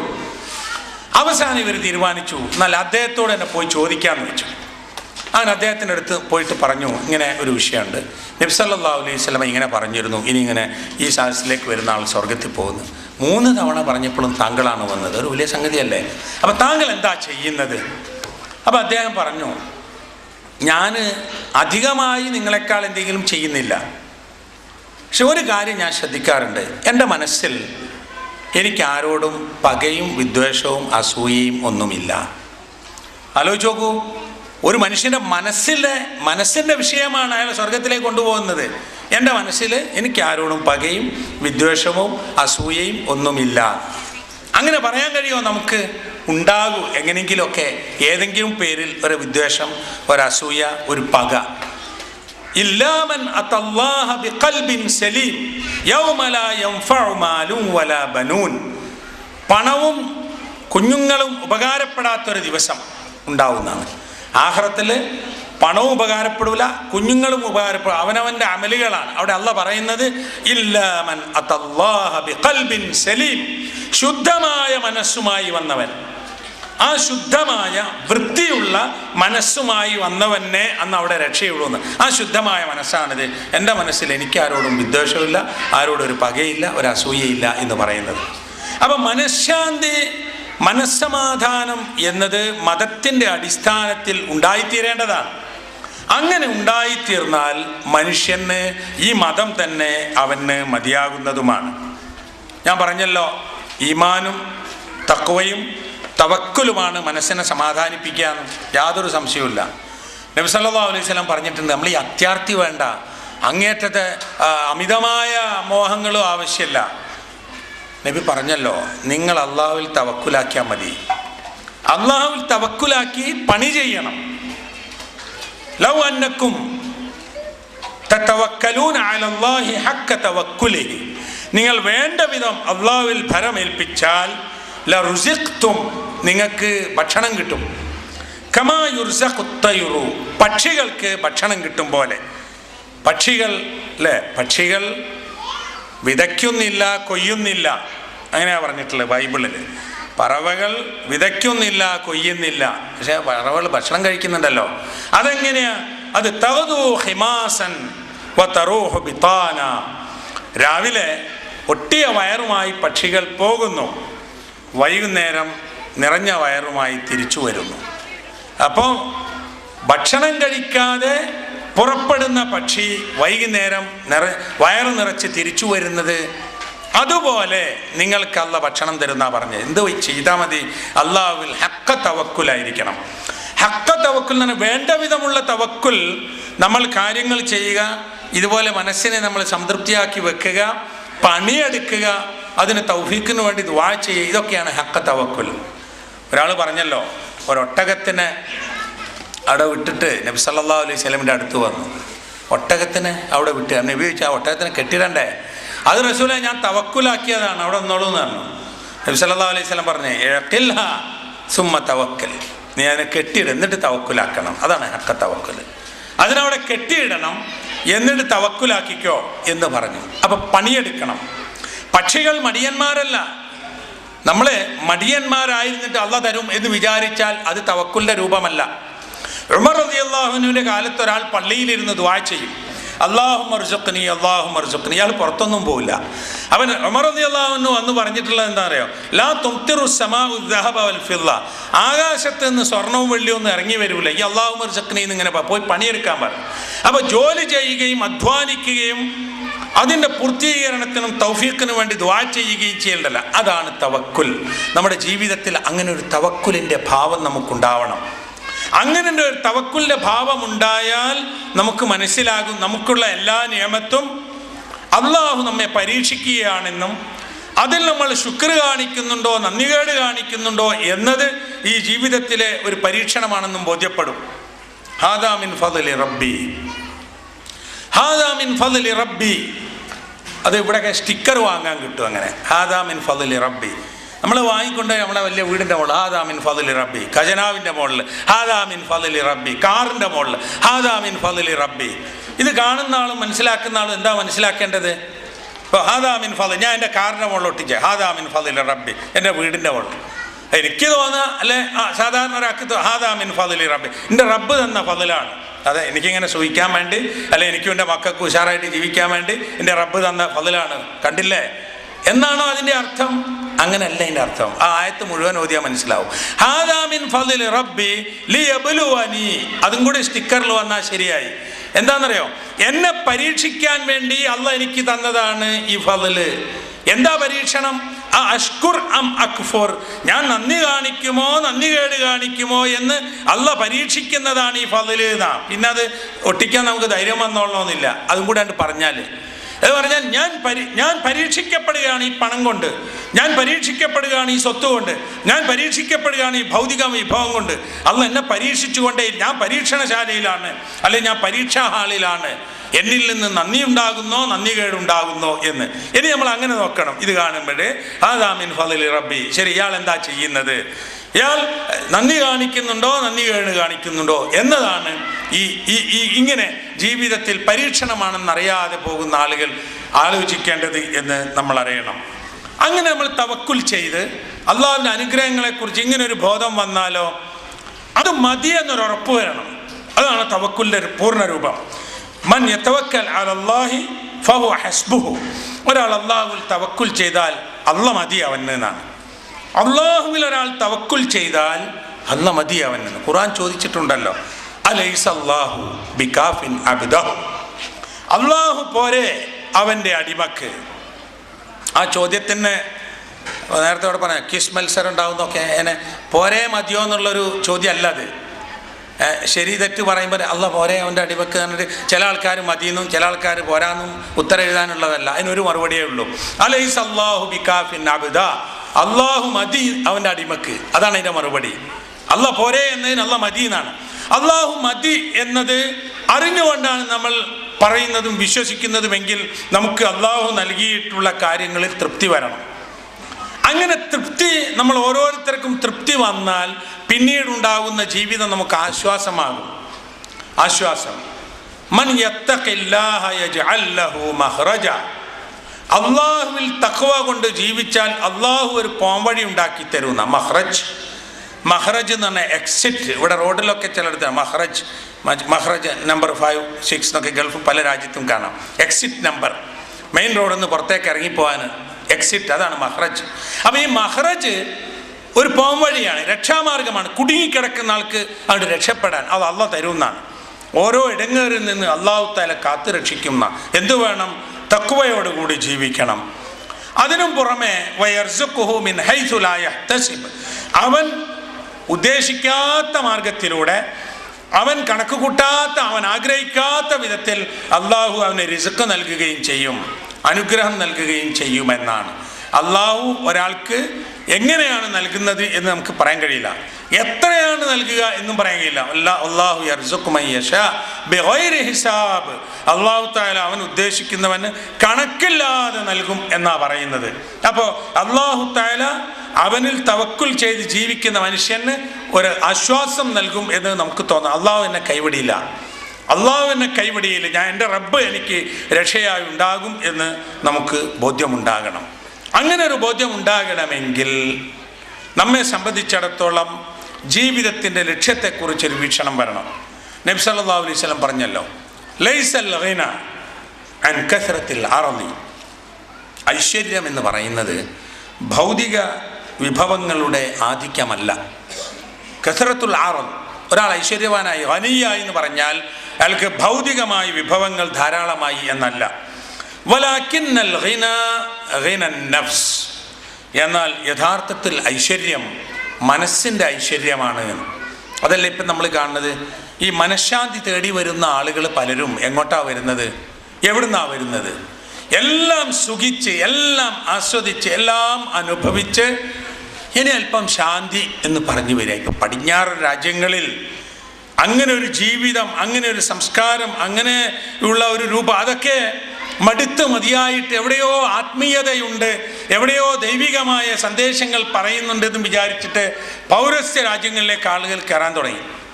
അങ്ങനെ വന്നപ്പോൾ എന്തെന്നറിയോ, നമ്മളെല്ലാം ബിസിനസ് ആക്കുന്ന ആൾക്കാരാണല്ലോ, എന്തുണ്ടെങ്കിലും അതൊരു കച്ചവടമാക്കുക.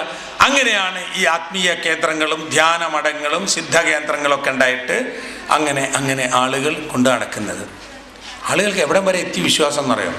ഇപ്പോൾ 2 കൊല്ലം മുമ്പ് നമ്മുടെ നാട്ടിൽ ഒരു മന്ത്രവാദിയുമായി ബന്ധപ്പെട്ട വലിയൊരു പ്രശ്നം ഉണ്ടായിരുന്നു. ഒരു മന്ത്രവാദി കോട്ടക്കല മാറ്റാണ് അയാൾ. അയാളുടെ വിഷയം എന്താണെന്നറിയോ? അയാൾ പുറത്തു വന്ന വിഷയം, യൂറോപ്പിൽ ഇംഗ്ലണ്ടിലുള്ള ഒരു പെൺകുട്ടി ഇയാളുടെ ശിഷ്യയായിട്ടിട്ട് വന്ന ആ പെൺകുട്ടിയെ ഭാര്യ മക്കളൊക്കെ അയാൾ വിവാഹം ചെയ്ത് ഭാര്യയാക്കി കൊണ്ടു നടക്കുക. അപ്പോൾ അയാളെ ആ കുട്ടിയുടെ കുടുംബത്തിലുള്ള ആളുകൾ പിന്നെ വൈകിയാണ് അറിയുന്നത്. ലാസ്റ്റ് അത് പ്രശ്നമായി, ആ ജീവിതത്തെക്കുറിച്ച് പരാതിയായി പോലീസിലെത്തി. അപ്പോൾ ഇയാൾ പറഞ്ഞു, കഴിഞ്ഞ ജീവിതത്തിൽ അവൾ എൻ്റെ ഭാര്യയായിരുന്നു. കഴിഞ്ഞ ജീവിതത്തിൽ അങ്ങനെ പല ജന്മമുണ്ട്, കഴിഞ്ഞ ജന്മത്തിൽ. അപ്പം ഈ ജന്മത്തിൽ അത് ഒന്നുകൂടി യാഥാർത്ഥ്യമാക്കുക എന്നത് ദൈവഹിതമാണ്. അതിനെതിര് നിന്നാൽ നിങ്ങളെ ശപിച്ച് നിങ്ങളെ ഞാൻ കരിച്ചു കളയുന്നതാണ് അത് രക്ഷിതാക്കളോട്. ആ ഒരു ശാപമുണ്ടാകരുത് എന്ന് വിചാരിച്ച് അവർ അഡ്ജസ്റ്റ് ചെയ്യാണ്. ആലോചിച്ചൊക്കെ എവിടെ എത്തി? ആത്മീയത, മനുഷ്യനെക്കുറിച്ചുള്ള ബോധം, ദിവ്യത്വം എന്നാൽ എന്ത് എന്നറിയാത്ത അവസ്ഥ. എന്നിട്ട് ഈ ശാപം പേടിച്ചുകൊണ്ട് ആ പെൺകുട്ടി ഇയാളുടെ കൂടെ ജീവിക്കുക എന്നൊരവസ്ഥയിലേക്ക് നീങ്ങുകയാണ്. ഞാനിത് പറഞ്ഞത് എന്താണെന്ന് വെച്ചാൽ, മനുഷ്യൻ്റെ മനസ്സിൽ എന്താണ് ആത്മീയത, എന്താണ് ദിവ്യത്വം, എന്താണ് മനുഷ്യനും പടച്ചവൻ തമ്മിലുള്ള ബന്ധം, അങ്ങനെ അതിന് യാതൊരു തരത്തിലുള്ള ഒരു തീരുമാനവും ഇല്ലാതെ ആളുകൾ പോവാണ്. അതിന് പോകുമ്പോൾ എന്തെങ്കിലും കാര്യം ഉണ്ടാകാവോ എന്ന് പറയും. അങ്ങനെ പറയാണ്. ഇപ്പോൾ നോക്കൂ, നമ്മൾ ഈ തൗഹീദ് ഉൾക്കൊണ്ട ആളുകൾക്ക് മനസ്സമാധാനം ഉണ്ടാകുന്നതിൻ്റെ കാരണം എന്താണെന്നറിയോ? ലാ ഇലാഹ ഇല്ലല്ലാഹ് എന്ന് പറഞ്ഞാൽ മനുഷ്യൻ വിജയിക്കും എന്ന് റസൂലുള്ളാഹി സ്വല്ലല്ലാഹു അലൈഹി വസല്ലം പറഞ്ഞു. ഖൂലൂ ലാ ഇലാഹ ഇല്ലല്ലാഹ് തുഫ്ലിഹു. ലാ ഇലാഹ ഇല്ലല്ലാഹ് എന്ന് പറഞ്ഞോളൂ, നിങ്ങൾ വിജയിക്കും എന്നാണ്. അതിപ്പോൾ ഞാൻ നേരത്തെ പറഞ്ഞ പോലെ എന്താണ് ഈ പറഞ്ഞതെന്ന് അറിയാതെ ഇങ്ങനെ പറഞ്ഞിട്ട് കാര്യമുണ്ടോ? ലാ ഇലാഹ ഇല്ലല്ലാഹ് അങ്ങനെ പറയുന്നുണ്ട്. ലാ ഇലാഹ ഇല്ലല്ലാഹ് എന്ന് അറിഞ്ഞ് വേണ്ട വിധത്തിൽ പറഞ്ഞ ഒരു മനുഷ്യന് അല്ലാഹു അല്ലാതെ ഒരു ഇലാഹില്ല. ഇലാഹായ അള്ളാഹു അവൻ രക്ഷിതാവാണ്, സൃഷ്ടാവാണ്, അന്നദാതാവാണ്, അവൻ എല്ലാം കാണുന്നവനാണ്, കേൾക്കുന്നവനാണ്, അങ്ങനെ വേറൊരാളില്ല. അപ്പം അങ്ങനത്തെ ഒരു അള്ളാഹുവിൽ വിശ്വസിച്ച മനുഷ്യനെ ഇത്തരത്തിൽ ചൂഷണം ചെയ്യാൻ സാധിക്കുമോ? സാധിക്കില്ലല്ലോ. നമ്മളൊന്ന് ആലോചിക്കേണ്ട ലേശം. ഇപ്പോൾ ഗുരുവായൂരിൽ കഴിഞ്ഞ മുമ്പത്തെ വർഷം ഒരു ജ്യോത്സ്യനെ 2 ആളുകൾ വന്നിട്ട് അയാളെ പൈസ ഒക്കെ എടുത്തുകൊണ്ടുപോയി അയാളെ കൊല്ലാൻ പുറപ്പെട്ടു. കേട്ടോ, 75,000 രൂപ. അയാൾ പോലീസ് സ്റ്റേഷനിൽ പരാതിപ്പെട്ടു, പത്രത്തിലൊക്കെ വാർത്ത വന്നു. നമ്മളിങ്ങനെയൊന്നും ആലോചിക്കണ്ടേ? ആരാ ജ്യോത്സ്യൻ? ജ്യോത്സ്യൻ എന്ന് പറഞ്ഞാൽ മനുഷ്യൻ്റെ ഭാവി അറിയുന്ന, നഷ്ടപ്പെട്ട സാധനങ്ങൾ എവിടെയെന്ന് പറയുന്ന, ചാടിപ്പോയ കുട്ടി എവിടെയുണ്ട് എന്ന് പറയുന്ന, ദിവ്യത്വം കൊണ്ട് ലോകത്തെ എല്ലാ അത്ഭുതവും പറയുന്ന ആളാണ് ജ്യോത്സ്യനെ. ആ ജ്യോത്സ്യൻ്റെ അടുത്ത് 2 കള്ളന്മാരാണ് വന്നത്, അവരിവരെ കൊല്ലാൻ വരികയാണെന്നൊക്കെ ഇയാൾ ആദ്യം പറയണ്ടേ? ബാക്കിയുള്ളവരുടെ എല്ലാ കാര്യവും പറയുന്ന ഈ മനുഷ്യനെ, അയാളെ പൈസ കട്ടുകൊണ്ടാണ് ആൾ വരുമ്പോൾ അത് പറയാൻ കഴിഞ്ഞില്ല, പോലീസ് സ്റ്റേഷനിൽ പറയാം. എന്നാൽ പിന്നെ എല്ലാവർക്കും പോലീസ് സ്റ്റേഷനിൽ പറഞ്ഞാൽ പോരെ, ഈ ജ്യോത്സ്യൻ്റെ അടുത്ത് പോയി പറയണ്ടല്ലോ. അങ്ങനെ ആലോചിക്കാൻ ആളുകൾക്ക് കഴിയുന്നില്ലല്ലോ. അത് കഴിയാത്തതെന്ന് വെച്ചാൽ എന്താ ദിവ്യത്വം, എന്താ ആത്മീയത, എന്താണ് പടച്ചവൻ, എന്താണ് തൗഹീദ്, എന്താണ് ശിർക്ക്, ഇത്തരം കാര്യങ്ങളെക്കുറിച്ച് ഒരു വിശ്വാസമോ ഒരു രൂപമോ ഒന്നും ഇല്ലാതിരിക്കുമ്പോൾ ഉണ്ടാകുന്ന പ്രശ്നങ്ങളാണിത്. അപ്പം ആരോട് പറയണം, എന്തു പറയണം, എവിടെ സമർപ്പിക്കണം? അള്ളാഹുവിൽ അങ്ങ് സമർപ്പിച്ചാൽ അള്ളാഹു മതി അവന് എന്നത് നമ്മുടെ മനസ്സിനെ ഉറപ്പിച്ചു നിർത്തും എന്ന് പറയുന്നത്. ഒരു വിശ്വാസിക്ക് സമാധാനം കിട്ടേണ്ട മറ്റൊരു വിഷയം, അവൻ ആലോചിക്കുകയും പഠിക്കുകയും അള്ളാഹുവിനോട് ദുആ ചെയ്യുകയും ചെയ്ത ശേഷം ഒരു കാര്യം ചെയ്താൽ ആ കാര്യത്തിൽ എന്താണോ വരുന്നത് അതിൽ അവൻ്റെ മനസ്സ് സമാധാനപ്പെടും, ബേജാറാണ്ട്. ഒരു ഹദീസ് പറഞ്ഞിട്ടുണ്ട്, നിങ്ങൾ അങ്ങനെയായാൽ ഇങ്ങനെ ചെയ്തിരുന്നെങ്കിൽ എന്ന്, ലൗ അന്നി ഫഅൽതു കദാ, ഞാൻ ഇങ്ങനെ ചെയ്തിരുന്നെങ്കിൽ എന്ന് നിങ്ങൾ പറയരുത് എന്നൊരു ഹദീസ് ഉണ്ട്. പിന്നെ ഇപ്പം എന്താ പറയാമെന്നാണ് നമുക്ക് തോന്നുന്നത്. ഇപ്പം ഞാൻ പറയാം, ഞാനിപ്പോൾ ഇവിടെ ഗൾഫിൽ ജോലി കണ്ടെത്തിയിരുന്നെങ്കിൽ എന്ന് ഞാൻ പറയാം. അതല്ലെങ്കിൽ നിങ്ങളൊരാൾ പറയാം, നീ നാട്ടിൽ എന്തെങ്കിലും ബിസിനസ് തുടങ്ങിയിരുന്നെങ്കിൽ എന്ന് പറയാം. അല്ല, അങ്ങനെ പറഞ്ഞിട്ട് കാര്യം ഇനി ചെയ്യാൻ കഴിയുമോ? ചെയ്യാൻ കഴിയില്ലല്ലോ. അപ്പോൾ 50 വയസ്സായ ഒരു മനുഷ്യൻ വിചാരിക്കുക, ഞാൻ ഒരു 30 വയസ്സിൽ ഈ കോഴ്സിന് പോയിരുന്നെങ്കിൽ, അല്ലെങ്കിൽ ഞാൻ ഡിഗ്രി കഴിഞ്ഞിട്ട് PG ഇന്ന വിഷയം എടുത്തിരുന്നെങ്കിൽ, വെറുതെ സമയം കളയാന്നല്ല ഇപ്പം ഇനി എടുക്കാൻ കഴിയില്ലല്ലോ.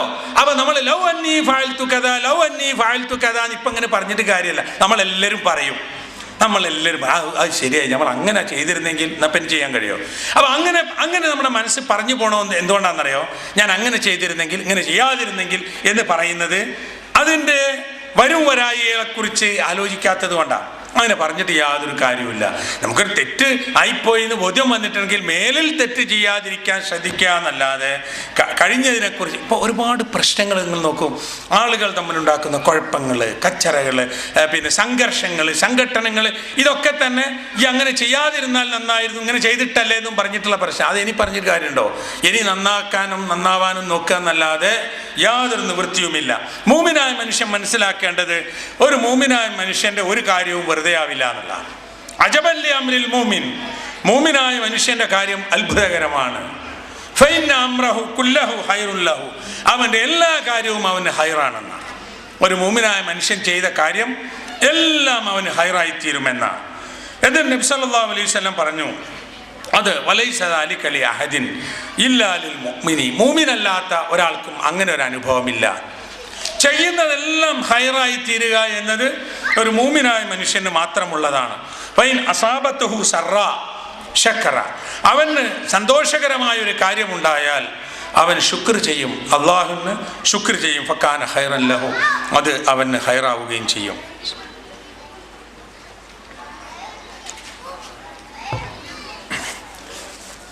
സന്തോഷകരമായ ഒരു കാര്യം ഒരു മനുഷ്യനുണ്ടായാൽ അൽഹംദുലില്ലാ എന്ന് പറയും, ആണ് ശുക്ർ.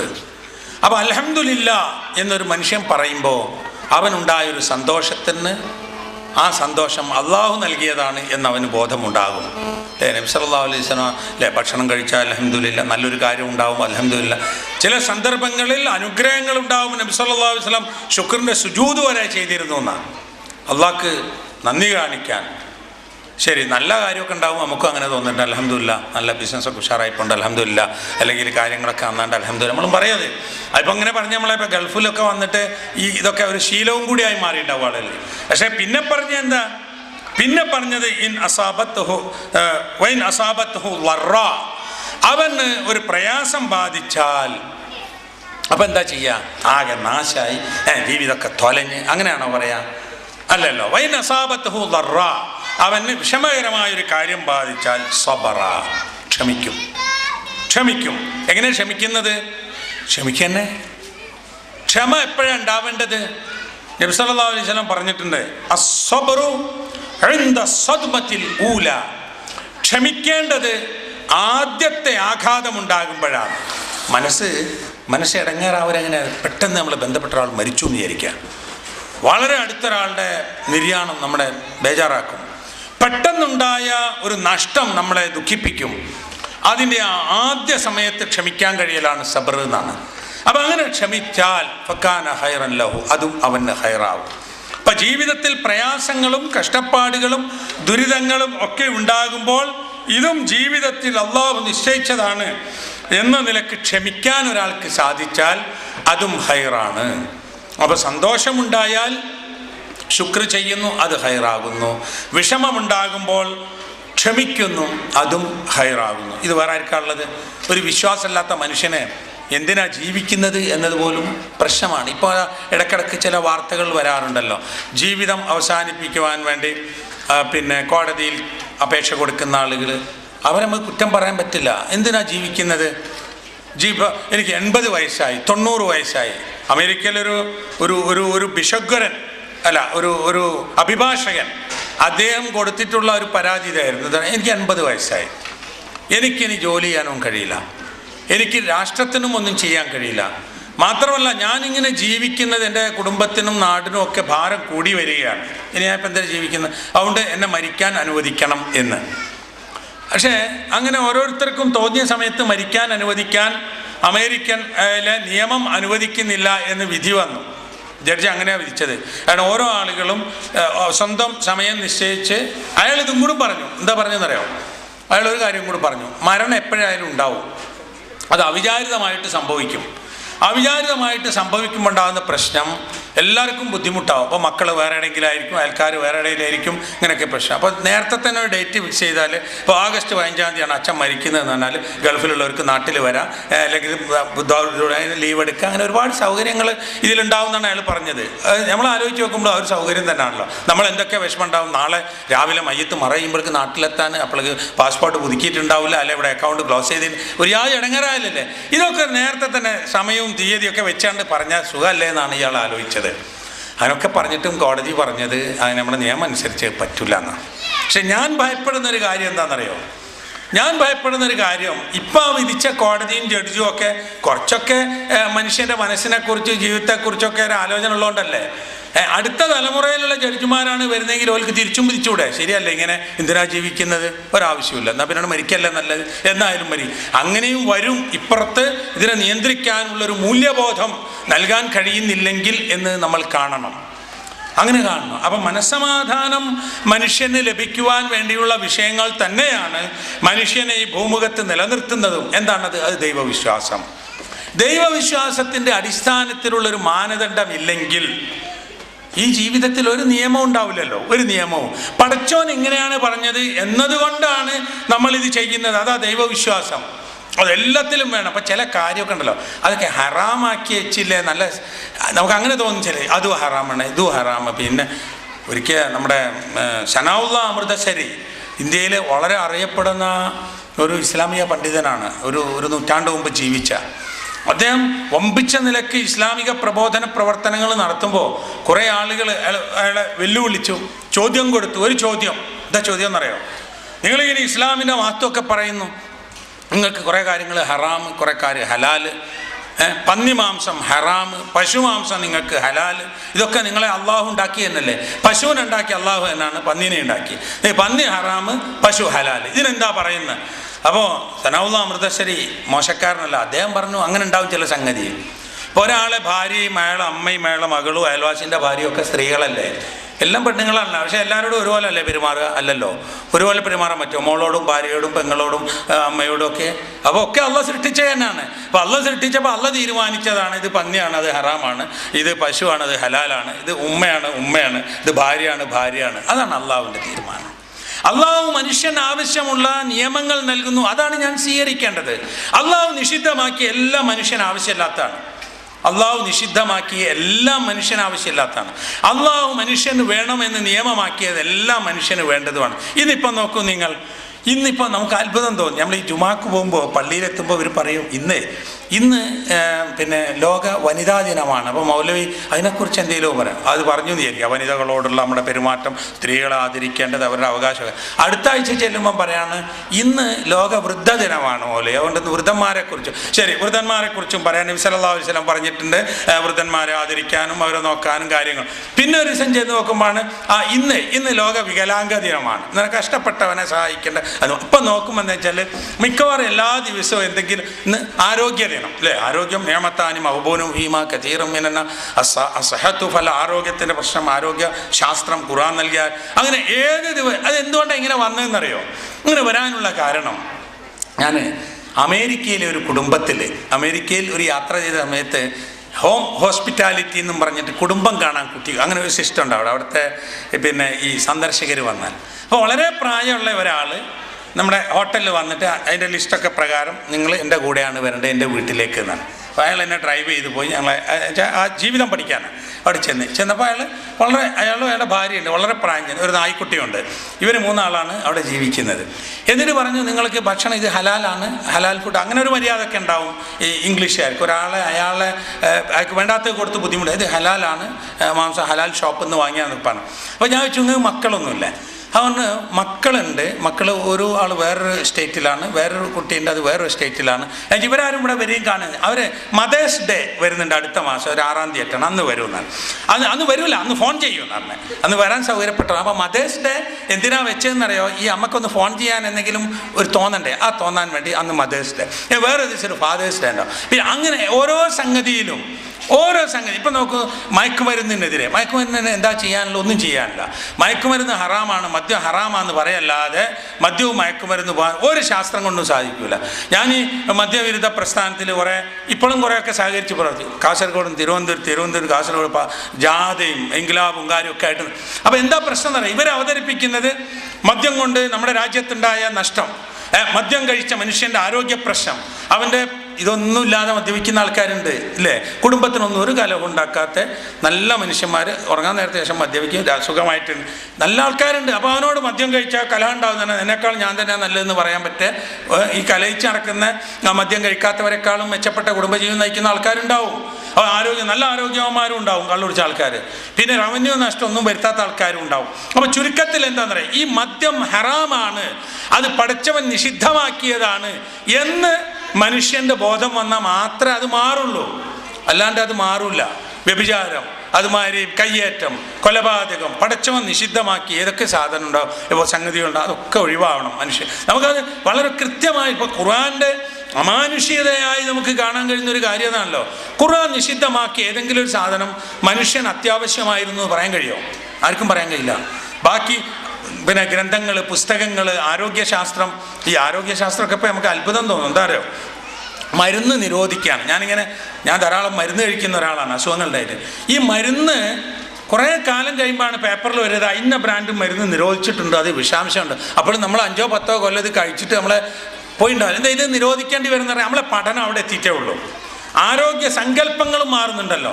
ചില ആളുകൾ ഇത് പിന്നെ ഇന്ന രോഗിക്ക് പറ്റില്ല, പിന്നെ കുറേ കഴിയുമ്പോൾ അത് അധികം തിന്നാൻ വേണ്ടതെന്നാണ് വരുന്നത്. എന്നതിൻ്റെ സംഗതി ഗവേഷണം മാറുകയാണ്.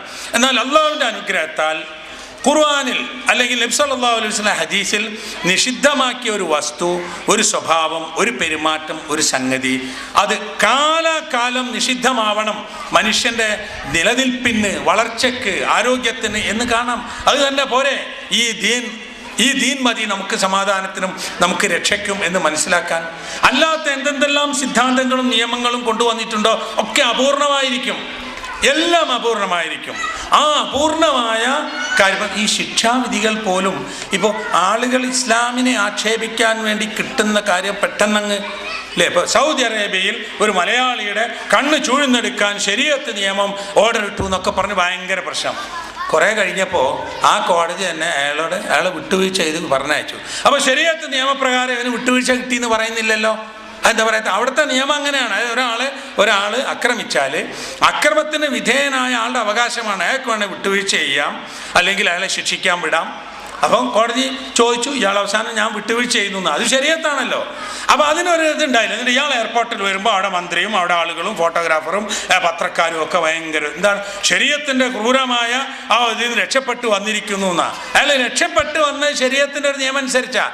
കാരണം അയാൾ വേറൊരുത്തൻ്റെ കണ്ണ് കുത്തിപ്പൊട്ടിച്ച ആ ആൾ, അല്ലെങ്കിൽ അയാൾക്ക് പരിക്ക് പറ്റിയ ആ മനുഷ്യൻ ഇവനോട് സഹതാപമുണ്ടായി വിട്ടുവീഴ്ച ചെയ്തു എന്നുള്ള ആ വശം കാണുന്നില്ല. അതെന്താ പറയുക, അതൊരു ഗൂഢാലോചനയുടെ വശമാണ്.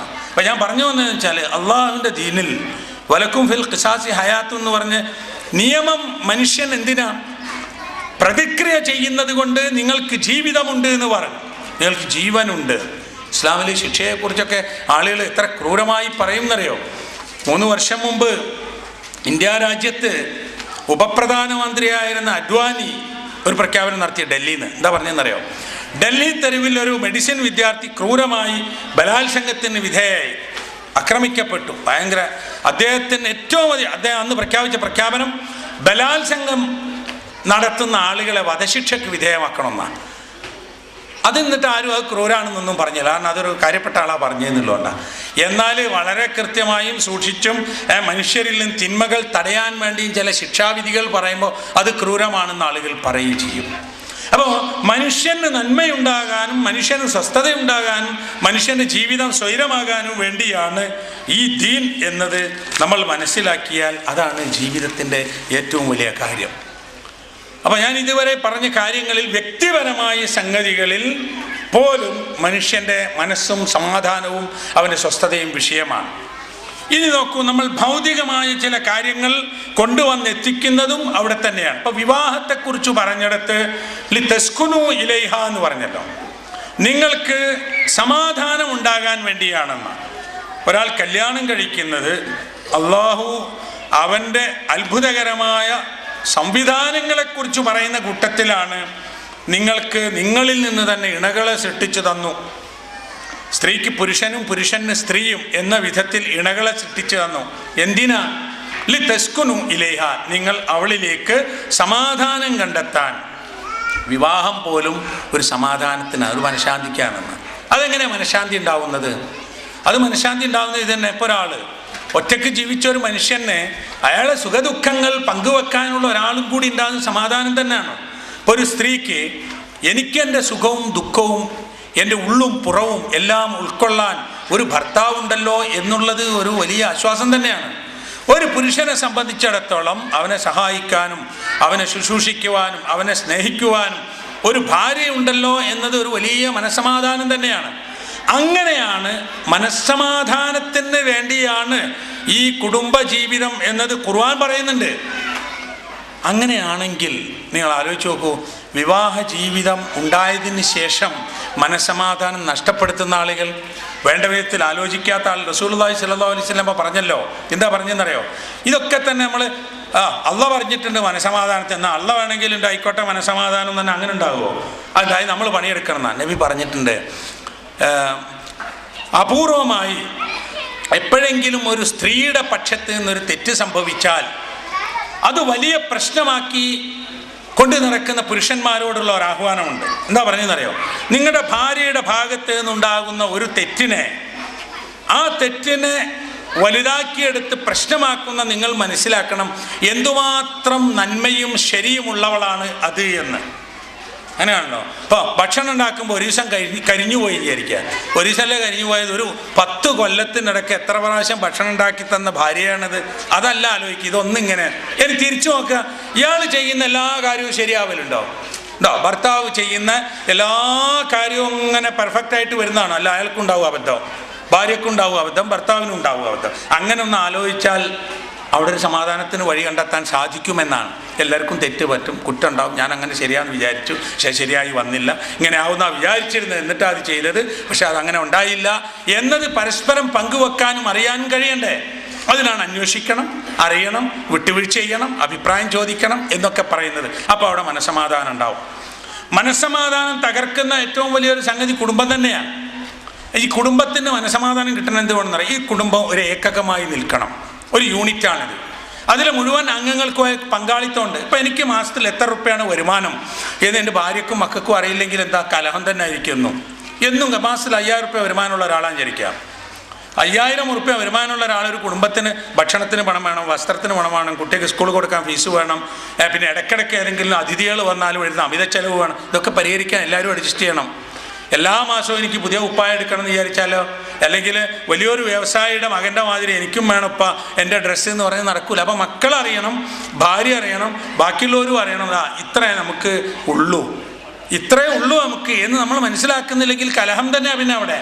അപ്പോൾ മനസ്സമാധാനത്തിന് ഈ ഒരു കൂട്ടായ്മ വളരെ പ്രധാനമാണ്. അതാണ് കാണേണ്ടത്. പിന്നെ ഒരു മനുഷ്യന് ഇതിലെ ആശ്വാസം. ഇപ്പം നടക്കുന്ന മനഃശാസ്ത്ര പഠനങ്ങളിൽ ഒരു പുതിയ പഠനം വന്നിട്ടുണ്ട്. എന്താ പഠനം എന്നറിയോ? പ്യൂരിഫിക്കേഷൻ, മനസ്സിൻ്റെ ശുദ്ധീകരണം. എങ്ങനെയാണ് സാധിക്കാന്ന് അതിൽ പറയുന്നത് മറ്റുള്ളവരെ സഹായിക്കൽ അതിന് വലിയ വഴിയാണെന്നാണ്. അതായത് ഒരു പാവപ്പെട്ട മനുഷ്യൻ എന്തെങ്കിലും നിങ്ങളൊന്ന് ചെയ്താൽ അത് നിങ്ങളുടെ മനസ്സിനെ ശുദ്ധീകരിക്കുന്ന, അതുകൊണ്ടൊരു ആശ്വാസം ഉണ്ടാവുന്നതാണ്. ആ ഒരു ആശ്വാസം ഒരാളെ അത് ഖുർആനിൽ പറഞ്ഞിട്ടുള്ള യൂസിറൂന അലാ അൻഫുസിഹിം വലൗ കാന ബിഹിം ഖസാസ എന്ന, സ്വന്തം ആവശ്യമുണ്ടായിട്ടും മറ്റൊരാളുടെ കാര്യത്തിന് പ്രാധാന്യം കൊടുക്കുന്ന ഒരു മനുഷ്യൻ അത് സ്വന്തം മനസ്സിന് വല്ലാത്തൊരാശ്വാസം നൽകും. അപ്പോൾ എനിക്ക് ആവശ്യമുണ്ട്, അപ്പം എൻ്റെ അടുത്തൊരു 10000 റുപ്യ ഉണ്ട്, എനിക്ക് അതുകൊണ്ട് ഇന്നതാണ്. പക്ഷെ വേറൊരു മനുഷ്യൻ, അയാളുടെ മകൻ ഓപ്പറേഷനാണ്, അവൻ പൈസ അല്ല എങ്കിൽ ഏതായാലും എനിക്കിത് ഉള്ളതൊന്നുകൂടി ഉണ്ടാക്കാനല്ലേ, ഞാൻ ഇവനതിൽ നിന്ന് കൊടുക്കട്ടെ. ആ കൊടുക്കുന്ന മനുഷ്യൻ്റെ മനസ്സിൽ ഒരു ശുദ്ധീകരണം വരുന്ന, അങ്ങനെ ആ ശുദ്ധീകരണം വരുമ്പോൾ ഇത് ഈ പ്രഷറും അതുപോലെയുള്ള കാര്യങ്ങൾക്കൊക്കെ തന്നെ ഈ മനസ്സിൻ്റെ വിശാലത അതുമായി ബന്ധമുണ്ട് എന്നാണ്. ഇപ്പം ചില ഇതിൽ പറയുന്നല്ലോ, ചില ഈ സൈക്കോ തെറാപ്പി, പുതിയ ചികിത്സാ വിധികളിൽ മ്യൂസിക് തെറാപ്പി, ഇങ്ങനെ പല തെറാപ്പിയും വന്നതിൽ പറയുന്ന ഒന്ന് എന്താണെന്നറിയോ? മനുഷ്യൻ്റെ മനസ്സ്, ഇപ്പോൾ ഒരാൾ അയാൾക്ക് ഇഷ്ടപ്പെട്ട ഒരു ഫിലിം കണ്ടുകൊണ്ടിരിക്കാൻ വിചാരിക്കാം, ആ സമയത്ത് അയാളുടെ പ്രഷറും അയാളുടെ പൾസും ഒക്കെ വ്യത്യാസം ഉണ്ടാവും. അയാൾ കലഹം ഉണ്ടായിക്കൊണ്ടിരിക്കുകയാണെങ്കിൽ ഒരു ദിവസം രാവിലെ ബ്ലഡ് ഷുഗർ ടെസ്റ്റ് ചെയ്യാൻ പോകുമ്പോൾ മദ്രാസിൽ ഒരു ഹോസ്പിറ്റലിൽ പോവുകയാണ് ഒരു കുടുംബം. അപ്പോൾ ആ കുടുംബം പോകുമ്പോൾ അതിൽ ഒരു കുട്ടിക്ക് ടിക്കറ്റ് എടുത്തില്ലായിരുന്നു. ചെറിയ കുട്ടിയാണ്, പക്ഷേ എത്ര വയസ്സ് കഴിഞ്ഞാൽ എടുക്കണം എന്നൊക്കെയാണ്. അങ്ങനെ അയാൾ കണ്ണൂരല്ല മംഗലാപുരം മുതൽ മദ്രാസ് വരെയുള്ള ടിക്കറ്റിൻ്റെ ഡബിളും ഫൈനും എല്ലാം കൂടെ 1000 റുപ്യ കൊടുക്കണം. അപ്പോൾ ഇയാൾ ആകെ ചൂടാന്ന് തുടങ്ങി രക്ഷിതാവ്. അപ്പോൾ കൂടെ ഉണ്ടായിരുന്ന ഒരാൾ പറഞ്ഞു, ഒരു ഡോക്ടർ പറഞ്ഞു, നിങ്ങൾ ബ്ലഡ് ടെസ്റ്റ് ചെയ്യാൻ പോവല്ലേ, ഫാസ്റ്റിംഗ് ഇപ്പോൾ എടുക്കണ്ടേ, അപ്പോൾ നിങ്ങളിപ്പോൾ ഇങ്ങനെ ടെൻഷനായാൽ ഷുഗർ അതിൻ്റെ അളവ് കൂടും, അതുകൊണ്ട് നിങ്ങൾ ആ പൈസ കൊടുത്ത് വേഗം പോകാൻ വേണ്ടത്. എന്താ സൂചിപ്പിക്കുന്നതെന്നറിയോ?